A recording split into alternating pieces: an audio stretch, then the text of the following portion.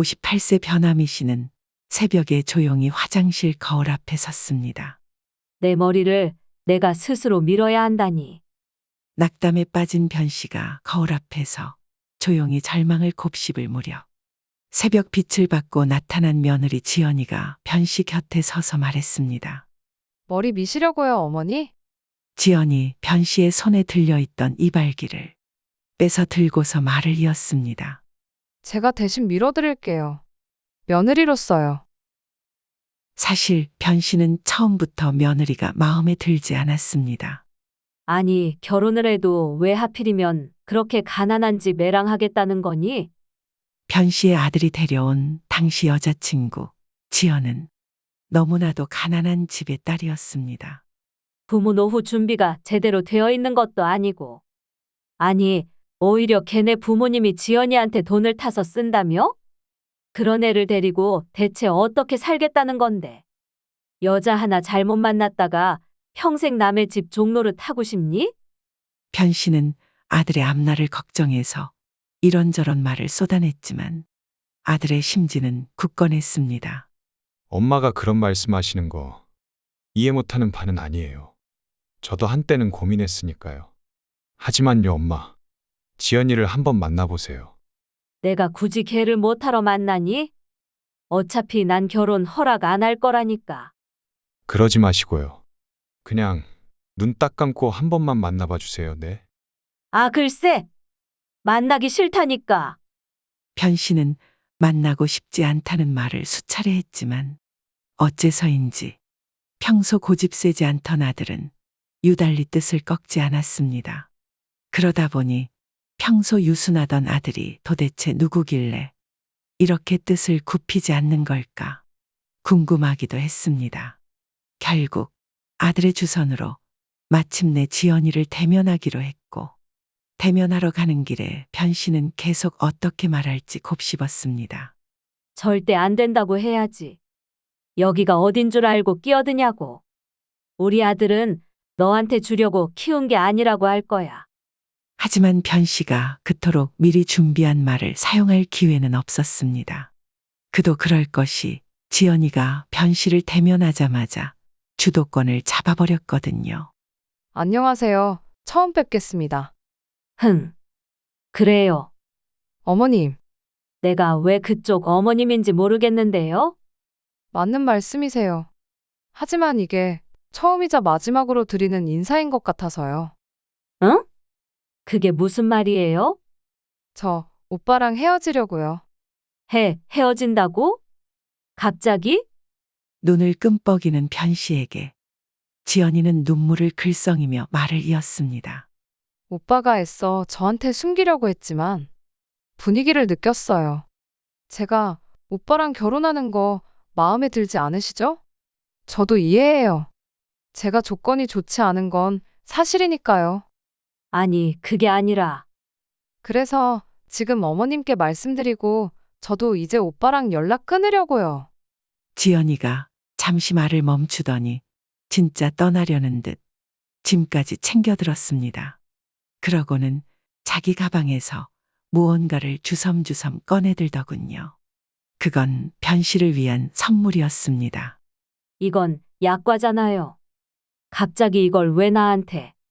별건 아니지만 좋아하신다고 오빠를 통해 들었어요. 짧은 시간이었지만 이렇게 만나뵐 수 있어서 정말 감사했습니다. 행복하세요, 어머니. 말을 마치고 지연이가 곧바로 자리를 박찼습니다. 멍하니 자기 손에 주어진 약과를 바라보던 변 씨는 출입문을 열고 나가는 지연이를 향해 소리쳤습니다. 자, 잠깐. 기다려봐요. 그리고 그렇게 변 씨는 둘의 결혼을 허락하게 되었습니다. 내가 미쳤지. 분위기에 휩쓸려서 그런 애랑 우리 아들을 이어주다니. 처음에 변 씨는 자신의 결정을 후회했습니다. 곧바로 다시 전화를 돌려서 아까는 그냥 말 실수를 한 거라고 아무리 생각해도 둘의 결혼은 아닌 것 같다고 하고 싶었지만 그러기에는 손에 들린 약과의 무게가 그 달큰하고 쫀득한 작은 온기가 지닌 힘이 무시 못하게 변 씨를 옥죄었습니다. 아, 몰라. 어차피 자기들 인생인데. 알아서 하겠지. 그렇게 변 씨가 마음을 접고 둘의 결합이 깨지길 바랐지만 그런 일은 발생하지 않았습니다. 어머님, 허락해 주셔서 정말 감사해요. 저희 행복하게 잘 살게요. 사돈, 앞으로 잘 부탁드립니다. 상견례까지 마치고 나서 아들과 둘이서 집으로 돌아오는 길에 변 씨는 자기도 모르게 나오는 한숨을 참을 수 없었습니다. 왜 그러세요, 엄마? 아들은 그런 변 씨가 걱정되는 듯 물었고 결국 변 씨는 본심을 이야기했습니다. 그냥 걱정이 돼서 그래. 변 씨의 말에 아들이 엷게 웃었습니다. 뭐가 또 걱정이 되세요? 내 아들인 네가 나처럼 살까 봐서. 엄마처럼요? 그래. 변 씨는 지나온 과거를 회상했습니다. 젊은 시절 아무것도 모르고 남자와 제대로 된 식도 올리지 않은 채 결혼했다가 정신을 차리고 보니 남자는 도망가 있고 품에는 젖먹이를 데리고 있는 상태. 요즘과는 달리 세상이 홀 어머니에게 자비롭지 않던 시절에 변 씨는 아들을 데리고 이를 악물고 살아왔었습니다. 그때 나는 그래도 널 보며 희망을 품고 살았었어. 내 몸 하나 성하니까. 팔다리, 온몸 사지전신 멀쩡하니까. 나 하나 희생한다는 생각으로 살았었다고. 그렇게 너만 멀쩡히 결혼시키면 될 거라고 믿었는데. 왜 이렇게 불안한 선택을 하는 거니? 아들의 미래를 걱정하며 떨리는 목소리로 하소연하는 변 씨의 손을 아들이 부드럽게 감싸 잡았습니다. 변 씨가 고개를 들자 아들의 웃는 얼굴이 보였죠. 너무 그렇게 걱정 마세요, 엄마. 저 엄마 아들이에요. 엄마가 절 잘 키워주신 것처럼 이번 결혼 선택도 후회하지 않게 해드릴게요. 그저 철없는 고집이었다면 화라도 낼 텐데 우리 아들은 도대체 왜 이리 부드럽고도 강한 건지 변 씨는 자신의 고집을 누그러뜨릴 수밖에 없었습니다. 아들의 결혼식이 끝나고 한 달이 지났습니다. 변 씨의 아파트 창밖으로 보이는 도시의 풍경은 이전과 같아 보였지만 정작 변 씨의 마음은 전과는 많이 달랐습니다. 이제 진짜 혼자구나. 아들이 집을 떠나고 난 후부터 집은 이상하리만치 조용했습니다. 처음에는 평화로워 좋다고 생각했지만 어느새 그 고요함이 버거워졌어요. 그래도 다행인 것은 아들 며느리 부부가 잘 살고 있다는 거였습니다. 꼬박꼬박 변 씨에게 안부 전화도 했죠. 엄마, 별일 없이 잘 지내고 계시죠? 활기찬 아들의 목소리에 변 씨는 나직한 미소를 지으며 답했습니다. 나야 뭐 항상 똑같지. 너희는 어떠니? 별일은 없고? 저희도 좋아요. 요즘 지연이랑 집 꾸미는 재미로 살고 있거든요. 아들이 말하는 집이란 둘이서 구한 원룸이었습니다. 정부 지원을 받아서 아파트를 들어간다. 어쩐다 고민을 하더니 일단은 돈을 모아보자고 둘이 결론을 내린 거였죠. 변 씨는 괜한 걱정에 입을 열었습니다. 둘이 잘 사는 것 같아서 좋기는 한데. 앞으로가 걱정이다. 집값은 계속 오를 텐데. 전화 너머로 잠시 침묵이 흘렀습니다. 이내 아들이 다시 활기차게 입을 열었습니다. 엄마, 저희는 괜찮아요. 지연이도 일하고 저도 일하잖아요. 비록 좁지만 지금 집도 저희 둘에겐 충분하고요. 엄마는 좀 어떠세요? 혼자 계시니까 이 아들이 그립진 않으세요? 그립다마다. 아주 그냥 외로워 죽겠다 이 녀석아. 변 씨의 말에 아들이 킥킥거리며 웃었습니다. 화기애애한 분위기 속에 아들이 말을 이었습니다. 엄마, 혹시 내일 저녁에 시간 되세요? 지연이가 엄마 보고 싶다고 하네요. 괜찮으시면 집들이 겸 저희 집에서 간단하게 저녁 식사하고 가시는 것 어떠세요? 너네 집에서? 나야 좋기는 한데. 네, 작지만 저희가 처음으로 꾸민 공간이잖아요. 엄마한테 먼저 보여드리고 싶어요. 변 씨는 잠시 망설였습니다. 혹여나 아들의 집을 보고 마음이 더 심란해질 것 같았거든요. 하지만 아들의 목소리에 담긴 설렘을 거절할 수 없었습니다. 그래, 알겠다. 그럼 언제가 좋겠니? 아들과 곧바로 약속을 잡았고, 약속 당일 변씨는 작은 선물 상자를 들고 아들 부부의 집 앞에 섰습니다. 문을 두드리자 며느리가 환한 미소를 지으며 문을 열었습니다. 어머님, 어서 오세요. 목이 빠져라 기다리고 있었어요. 변씨는 작은 원룸 안으로 들어섰습니다. 좁은 공간이었지만 구석구석 정성껏 꾸며놓은 흔적이 보였습니다. 벽에는 두 사람의 사진들이 액자에 담겨 있었고, 작은 식탁 위에는 정성스럽게 차려진 저녁 식사가 기다리고 있었습니다. 앉으세요, 어머님. 어머님 좋아하실 만한 요리를 몇 가지 준비해봤어요. 며느리는 부엌으로 향했고, 아들은 변씨 앞에 앉았습니다. 엄마, 어때요? 작지만 나쁘지 않죠? 변씨는 주변을 둘러보았습니다. 그녀가 상상했던 것보다 훨씬 아늑했습니다. 생각보다 괜찮네. 며느리가 음식을 차려 나르기 시작했습니다. 소박하지만 정성이 담긴 요리들이었죠. 이건 어머님이 좋아하신다고 오빠가 알려준 고등어 조림이에요. 맛있게 드세요. 변씨는 젓가락을 들어 한 조각을 집어먹었습니다. 맛이 기대 이상이었습니다. 맛있네? 어디서 배웠니? 변씨의 말에 며느리가 수줍게 웃었습니다. 인터넷이랑 오빠 말 들으면서 연습했어요. 오빠가 어머님 음식 맛을 하도 그리워해서 제가 얼마나 신경 써서 만드는지 몰라요. 식사가 진행되는 동안 변씨는 두 사람이 나누는 대화와 눈빛을 지켜보았습니다. 그들은 비록 좁은 공간에서 살고 있었지만 그 안에서 행복을 찾아가고 있었습니다. 아들이 과일을 깎아 어머니와 아내에게 나눠주는 모습, 지연이가 아들의 말실수에 장난스럽게 흘겨보는 모습, 그리고 서로를 향한 따뜻한 시선들까지.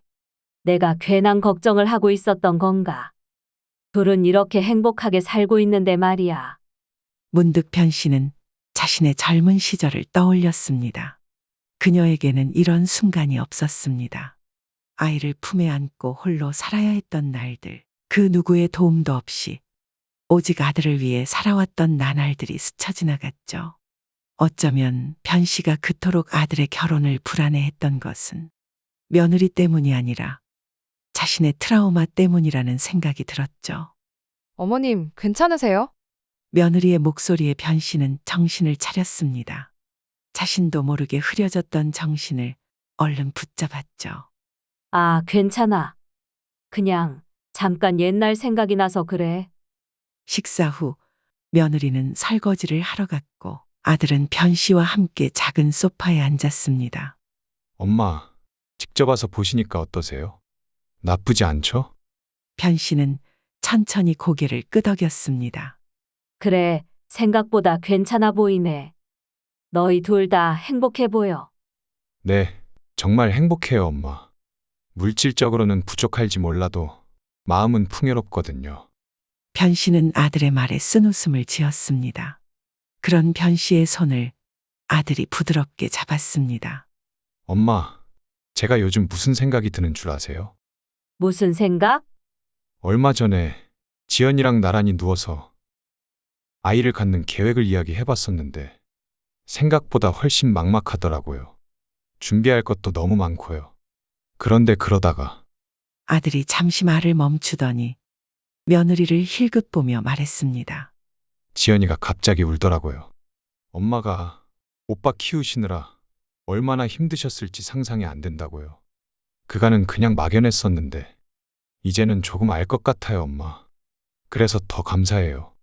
그리고 걱정 마세요. 저희 열심히 살 거예요. 지연이도 저도 각자 일을 하면서 돈도 열심히 모으고 있으니까요. 그러니까 걱정 마세요, 엄마. 변씨는 아들의 말에 고개를 끄덕였습니다. 이제는 어른이 되어버린 아들의 말에 가슴이 든든해졌죠. 하지만 마음 한편으로는 이상한 공허함이 느껴졌습니다. 그날 집으로 돌아오는 길에 변씨는 자문했습니다. 도대체 왜 이리 마음이 싱숭생숭하지? 내 유일한 소원이었던 아들이 잘 결혼해서 열심히 살고 있는데. 심지어 이제는 며느리에 대한 불안도 많이 해소되었는데. 왜 정작 내 마음은 구멍이 뚫린 것 같냐고. 아들이 이렇게 자신의 삶을 꾸려가는 모습을 보니 문득 자신의 삶에 대한 의문이 들었습니다. 집으로 돌아오는 택시 안에서 변 씨는 창밖으로 흐르는 도시의 불빛을 바라보았습니다. 그동안 그녀의 삶은 오직 아들을 위한 것이었습니다. 아들이 무사히 자라서 좋은 직장을 갖고 결혼해서 행복하게 사는 것. 그것이 그녀의 유일한 목표였죠. 그런데 이제 그 목표가 이루어져 버렸네. 집에 도착한 변 씨는 조용한 집안을 천천히 둘러보았습니다. 텅 빈 집, 텅 빈 삶. 무엇을 위해 살아온 걸까요? 그리고 이제는 무엇을 위해 살아가야 할지 막막했습니다. 어쩌면 내가 지연이와 결혼을 반대했던 건 나를 위해서였는지도 몰라. 변 씨가 그날 확인한 것은 비록 경제적으로 아쉽지만 정서적으로는 안정된 아들네 부부의 모습이었습니다. 비슷한 나이대의 변 씨와는 여러 면에서 달랐죠. 불안하고 고되던 변 씨와 지금의 아들 며느리 모습은 차이가 컸습니다. 일단 집 정리부터 해보자. 다음 날 아침 변 씨는 일찍 일어나 집안 청소를 시작했습니다. 오래된 물건들을 정리하던 중 서랍 속에서 오래된 사진첩을 발견했습니다. 사진첩을 열자 젊은 시절의 자신과 아기였던 아들의 모습이 보였습니다. 내가 이렇게 젊을 때도 있었던가. 사진들을 넘기다 보니 변 씨는 자신의 삶이 얼마나 아들 중심으로 흘러왔는지 깨달았습니다. 아들의 첫걸음마, 유치원 입학식, 초등학교 운동회, 중학교 졸업식. 그 모든 순간에 그녀는 늘 아들 곁에 있었습니다. 하지만 정작 자신만의 순간은 어디에도 없었습니다. 변 씨는 소파에 앉아 멍하니 텔레비전을 바라보고 있었습니다. 화면은 켜져 있었지만 무슨 프로그램이 나오는지도 모른 채 생각에 빠져 있을 때가 많았죠. 이제 내가 뭘 해야 하지? 아들은 결혼해서 자신의 가정을 꾸리고 있고 자신은 이제 무엇을 위해 살아야 할지 고민의 수렁에 휩쓸리던 차. 전화벨 소리가 그녀의 생각을 깨트렸습니다. 화면을 보니 뜻밖에도 며느리의 얼굴이 보였습니다. 여보세요? 어머님, 잘 지내고 계세요? 며느리의 목소리는 밝고 활기차게 들렸습니다. 그래.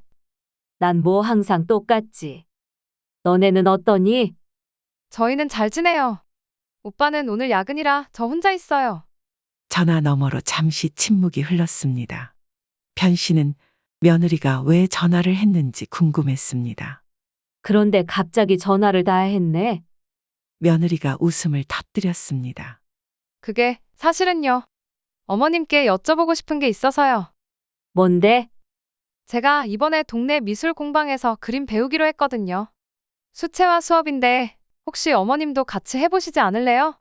변 씨는 놀라서 말문이 막혔습니다. 그림? 내가? 갑자기 무슨 그림을 배워? 오빠한테 들었는데 원래 그림 그리는 걸 좋아하신다고 해서요. 제가 잘못 알고 있는 걸까요? 변 씨는 잠시 멈칫했습니다. 아주 오래전 아들을 품에 안고 있었을 때 취미로 스케치북에 몇 가지 끄적거렸던 기억이 희미하게 떠올랐습니다. 그런 얘기를 했었긴 했는데. 그건 워낙 오래전이라서. 망설이는 변 씨의 말투를 며느리가 놓치지 않았습니다. 그럼 같이 한번 해보시면 어떨까요? 저도 혼자 가기는 좀 그렇고 어머님이랑 같이 하면 더 재미있을 것 같아서요. 변 씨는 잠시 생각에 잠겼습니다. 그림이라니 정말 오랜만이었거든요. 근데 난 이제 나이도 많고. 이제 와서 그림을 그리기는 좀 그렇지 않니? 무슨 말씀이세요, 어머니? 요즘 취미생활 시작하기에 나이가 어디 있어요? 저희 옆집 할머니는 칠순잔치하고 수영 배우러 다니신다더라고요. 변 씨는 한숨을 내쉬었습니다. 그러고 보니 요즘 시간도 많이 남고 하는 일도 없었습니다. 어쩌면 그림을 그리면서 복잡한 머리가 조금은 나아질 거라는 희망을 품기도 했죠. 알았어. 언제 하는데? 정말요? 역시 어머님이 최고예요. 다음 주 토요일 오후 2시에 첫 수업이 있어요. 제가 어머님 댁으로 모시러 갈게요. 전화를 끊고 변씨는 다시 소파에 깊이 기대앉았습니다. 그림이라니. 언제 마지막으로 그림을 그려봤던가요? 아마 아들이 초등학교에 들어가기 전이었을 겁니다. 그것도 벌써 30년도 더 된 일이었습니다. 다음 날 오후, 며느리가 약속대로 변씨의 집에 도착했습니다. 밝게 웃으며 현관문을 두드렸습니다. 어머니, 준비 다 하셨어요? 변씨는 긴장한 표정으로 문을 열었습니다. 준비는 진작에 다 했는데. 아무리 생각해도 내가 가는 게 맞나 모르겠다. 다 젊은 사람들만 있을 것 같은데. 변씨의 걱정에 며느리는 씩씩하게 대답했습니다. 그런 걱정 마세요. 내가 하고 싶은 일을 하는 게 중요하지. 남의 시선이 중요한가요, 뭐? 며느리의 격려 덕분에 변씨는 마음을 다잡았고, 그렇게 도착한 미술 공방은 생각보다 아늑하고 편안한 분위기였습니다. 하지만 들어서자마자 또 다른 놀라움이 기다리고 있었습니다. 수업에 참여한 사람들은 대부분 20대, 30대 젊은이들이었고, 나이 든 사람은 자신뿐이었습니다. 이걸 어째? 이럴 줄 알았다니까. 민망함에 변씨는 작은 목소리로 중얼거렸습니다. 하지만 며느리는 밝게 웃으며 변씨의 손을 잡아 끌었습니다. 어머니, 제가 옆에 있잖아요. 다른 건 신경 쓰지 마세요. 수업이 시작되었고 강사는 기본적인 수채화 기법을 설명했습니다. 변씨는 처음에는 어색했지만 붓을 손에 쥐고 물감을 종이에 얹는 순간 정말 오래간만에 새로 일을 한다는 생경함이 들었습니다. 어떠셨어요? 오늘 수업? 변씨는 잠시 생각에 잠겼다가 대답했습니다. 생각보다 괜찮았어. 정말 오랜만에 새로운 일을 해봐서 그런지 신선했달까. 정말요? 다행이다. 저는 어머님이 지루해하실까 걱정했거든요. 변씨는 며느리의 진심 어린 걱정에 마음이 따뜻해졌습니다. 그런데 지연아, 넌 왜 갑자기 나한테 그림을 배우자고 한 거니? 며느리는 잠시 머뭇거렸습니다. 변씨는 바보가 아니었어요. 한참 젊은 나이에 며느리가 굳이 시어머니랑 놀아줄 이유는 하나뿐이었죠. 내가 걱정되니? 변씨의 말에 주저하던 며느리의 입이 곧 솔직하게 움직였습니다. 걱정은 아니고 그냥 어머님이 혼자 계시는 게 너무 외로워 보여서요. 오빠랑 저번에 이야기하면서 더 느꼈어요. 어쩌면 지금 저희 때문에 어머니의 삶의 공간이 많이 줄어들지 않았을까 하는 생각이 들더라고요. 주제 넘은 생각이라면 죄송해요, 어머니. 변씨는 며느리의 마음씨가 고마우면서도 한편으로는 씁쓸했습니다. 그렇구나. 변씨의 표정이 어두워지는 것을 본 며느리가 재빨리 말을 이었습니다. 아, 그리고 저도 같이 할 사람이 필요했어요. 저 혼자서는 뭘 하기가 어려워서요. 그래서 앞으로도 어머님이랑 이것저것 해보고 싶은데 괜찮으실까요? 변씨는 잠시 망설였습니다. 며느리의 동정 아닌 동정을 받아도 되는 걸까? 하지만 이내 그런 생각이 들더군요. 동정이면 뭐 어때? 중요한 건 지금 내가 제대로 살아야 하는 건데. 변씨가 며느리를 향해 방긋이 미소 지었습니다. 뭐 생각해 놓은 거라도 있는 거니? 다음 주에는 도자기 만들기 체험도 있고요. 그 다음에는 플라워 클래스도 있어요. 제가 알아본 건 더 많은데 어머님이 하고 싶으신 것 있으세요? 변씨는 며느리의 열정적인 모습에 거절하기 어려웠습니다. 글쎄, 난 이런 거 잘 모르니 네가 알아서 정해도 좋을 것 같구나. 정말요? 그럼 계획 잘 짜볼게요, 어머님. 저랑 앞으로 재밌는 거 많이 해봐요. 그날 이후 변씨의 일상은 조금씩 달라지기 시작했습니다. 매주 말마다 수채화 교실, 도자기 공방, 플라워 클래스 같이 하루만 운영하는 원데이 클래스에 참여했죠. 며느리는 항상 변씨를 데리러 와서 수업에 참여하며 즐거운 시간을 보냈습니다. 어머님, 오늘은 제가 발견한 숨은 맛집에 가봐요. 동네에서 제일 맛있는 팥빙수집이라고 하더라고요. 며느리는 항상 뭔가 새로운 것을 제안했고 변씨는 처음에는 망설였지만 점점 그 제안들을 기다리게 되었습니다. 이왕 먹는 거 값싼 데 말고 좀 괜찮은 데로 가자. 내가 살게. 에이, 어머님도 참. 제가 모시고 가는 건데 무슨 말씀이세요? 둘은 동네 카페에서 시간을 보내기도 하고 새로 생긴 음식점에 가보기도 했습니다. 한 달이 지나자 변씨는 자신의 머릿속이 이전보다 훨씬 활기차게 돌아가는 것을 느꼈습니다. 잠들기 전에 다음 날 할 일을 생각하며 설레는 마음도 들었습니다. 그러던 어느 날 저녁, 변씨는 마음을 먹고 며느리에게 말했습니다. 지연아, 너한테 할 말이 있어. 며느리가 호기심 어린 눈으로 변씨를 바라보았습니다. 네, 어머님. 무슨 말씀이신데요? 변씨는 깊은 숨을 내쉬고 말을 이었습니다. 내가 처음에 너와의 결혼을 반대했던 것. 정말 미안하구나. 비록 늦었지만 너만 괜찮다면 진심으로 사과하고 싶어. 며느리는 놀란 표정을 지었습니다. 어머님, 넌 정말 착한 아이야. 내가 편견을 가지고 있었던 거지. 만약 그때 너희 결혼을 막았더라면 아들도 행복하지 못했을 거고 나도 이렇게 즐거운 시간을 보내지 못했을 거야. 며느리의 눈에 눈물이 맺혔습니다. 어머님, 그런 말씀 하실 필요 없어요. 저도 처음에는 어머님이 무서웠지만, 이제는 정말 좋아요. 앞으로도 더 잘하고 더 행복하게 해드릴게요. 변씨도 감동했지만 애써 담담하게 말했습니다. 그래, 앞으로 더 재밌는 일들을 많이 해보자꾸나. 그날 밤 변씨는 오랜만에 편안한 마음으로 잠들었습니다. 마음의 짐을 내려놓은 듯한 가벼움이었죠. 하지만 그 행복은 오래가지 못했습니다. 며칠 후 정기 건강검진을 받으러 간 병원에서 변씨는 뜻밖의 소식을 들어야 했습니다. 변아미님, 검사 결과에 대해 말씀드려야 할 것이 있습니다. 의사의 표정이 심각했습니다. 네? 무슨 문제라도 있나요? 대장 검사에서 종양이 발견되었습니다. 추가 검사 결과를 해봐야 하겠지만 제 소견으로 꽤나 심각해 보입니다. 네? 아니 그런. 추가 검사 끝에 변씨는 대장암 판정을 받았습니다. 이미 중기를 지났다는 심각한 말까지 들었죠. 암이라고요? 제가요? 네, 다행히 아직 심각한 전이는 이루어지지 않았습니다.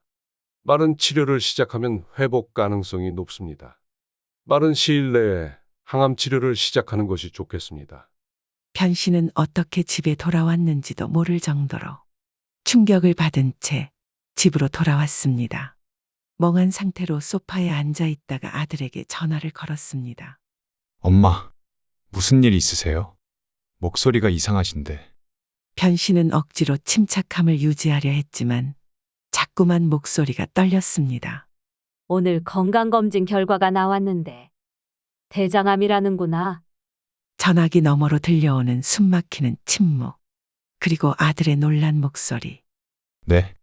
아니, 그게 무슨... 엄마, 일단 자세히 말씀해 주세요.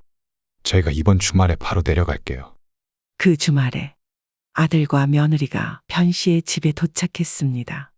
둘 다 충격과 걱정으로 얼굴이 하얗게 질려 있었습니다. 어머님, 걱정 마세요. 요즘은 의학이 많이 발전해서 치료율이 높아요. 며느리가 변씨의 손을 꼭 잡았지만 큰 위로가 되지는 못했습니다. 의사가 뭐래요? 치료는 어떻게 해야 한대요? 항암 치료를 해야 한대. 치료 과정에서 머리가 많이 빠질 테니 미리 머리를 밀고 오는 게 좋다고 하더구나. 변씨의 말에 방안이 조용해졌습니다. 머리카락이 빠진다는 것은 모두가 알고 있는 사실이었지만 그 현실을 직접 마주하려니 더욱 무거운 현실로 다가왔습니다. 다음 날 아침 변씨는 화장실 거울 앞에 조용히 섰습니다. 자신의 머리카락을 물끄러미 바라보았습니다. 얼마 전까지만 해도 새로운 취미를 찾고 삶의 의미를 되찾아가는 듯 했는데 이제는 그 모든 것이 무의미해진 것 같았습니다. 내 머리를 내가 스스로 밀어야 한다니. 항암에는 살고자 하는 의지가 무엇보다 중요하다는데 솔직히 말해서 변씨는 그런 마음이 그다지 들지 않았습니다. 한번 생각이 부정적으로 물들기 시작하니 걷잡을 수 없이 생각이 뒤집어졌습니다. 자신의 삶이 온통 실패와 후회로 가득한 것 같았죠. 결혼도 실패하고 그렇다고 번듯한 직장을 다녀본 것도 아니고 그냥저냥 이 나이까지 살다가 이제는 암에 걸려서 죽으라고? 하느님, 왜 하필 저입니까? 왜 하필 저에게만 이런 일이 벌어지는 거죠? 변씨는 말없이 두 눈을 감고 질문을 던졌지만 돌아오는 답은 없었습니다. 아니, 정확히 말하자면 머리 미시려고요, 어머니? 답은 곁에 있던 사람에게서 찾아왔습니다. 새벽빛을 받고 나타난 며느리가 변씨 곁에 섰습니다. 며느리가 변씨의 손에 들려있던 이발기를 빼서 들고서 말을 이었습니다. 제가 함께 해드릴게요. 며느리로서, 가족으로서요. 내 머리를 자기가 밀어주겠다는 건가? 며느리의 말에 변씨는 아무 말 없이 의자를 가져와 거울 앞에 앉았습니다. 며느리가 그런 변씨의 머리를 밀기 시작했습니다. 이발기가 진동음을 내며 변씨의 머리를 밀기 시작했고 한 주먹씩 후두둑 떨어지는 머리카락을 보면서 변씨는 치밀어 오르는 울음을 꾹 눌렀습니다. 울면 안 돼. 여기서 내가 울어버리면 정말 모든 게 무너져 버릴 것 같아. 그렇게 변씨의 삭발이 끝나고 변씨는 난생 처음 보는 이질감이 드는 자신의 모습을 마주했습니다. 항상 머리카락으로 가려져 있던 머리가 이제는 까끌하고 맨드람이 섞인 민머리가 되어 있었죠. 어머니, 며느리가 슬픈 표정으로 변씨를 바라보았습니다. 변씨는 애써 괜찮다는 듯 미소 지었습니다. 고맙다. 이렇게 함께 해줘서. 아니에요. 그리고 아직 다 끝난 것도 아니고요. 다 끝난 게 아니라고? 그게 무슨 말인지 변씨가 의아해하는 사이 며느리가 다시 이발기를 작동시키더니 이번에는 자신의 머리를 직접 밀기 시작했습니다. 지연아! 뭐 하는 거니? 놀란 변씨가 말리려 해보았지만 며느리는 단호한 표정으로 말했습니다. 어머니, 말씀드렸잖아요. 가족으로서, 어머니의 며느리로서 함께 하겠다고요. 말과 함께 며느리가 자신의 머리를 끝까지 밀어버렸고 변씨는 그런 며느리의 모습을 멍하니 지켜보았습니다. 지연아, 도대체 왜 이렇게까지? 너는 이럴 필요가 없었잖니. 변씨의 말에 며느리는 그저 방긋이 웃으며 답했습니다. 어쩌면 그럴지도 모르죠. 하지만 이렇게라도 해서 어머니께 힘을 드릴 수 있다면 전 100번이고 1000번이고 다시 머리를 밀고 싶어요. 며느리의 말에 변씨는 참고 참았던 눈물을 터뜨렸습니다. 솔직히 말해서 며느리가 변씨를 위해 머리를 밀어주기 전까지 변씨는 더 이상 이 세상에서 살아갈 이유가 있을지 의문이었습니다. 어차피 실패한 인생, 후회로 가득한 인생, 더 이상의 바람도 목표도 없는 인생, 굳이 살 필요가 있을까 싶었죠. 하지만 이렇게 내가 살기를 간절히 바라는 누군가가 있다면 그의 기대에 부응하기 위해서라도 꼭 살아야겠다는 생각이 들었습니다. 엄마, 말과 함께 이번에는 아들이 나타났습니다. 아들은 안방 욕실에서 따로 머리를 밀고 온 것인지 녀석의 머리도 엉성하게 밀려 있었습니다. 아들이 변씨를 향해 멋쩍게 웃었고 녀석의 눈에는 눈물이 고여 있었습니다. 이번 일은 지연이가 먼저 이야기해 줬어요. 이렇게라도 해서 엄마에게 용기를 드리고 싶다고요. 그러니까 엄마, 그러니까 어머니, 아들과 며느리가 변씨의 손을 맞잡고 힘차게 말했습니다. 저희를 위해서라도 포기하지 말아주세요. 그날 아침 변씨는 그 어느 때보다 많은 눈물을 환희와 기쁨으로 가득 찬 눈물을 끝없이 흘렸습니다.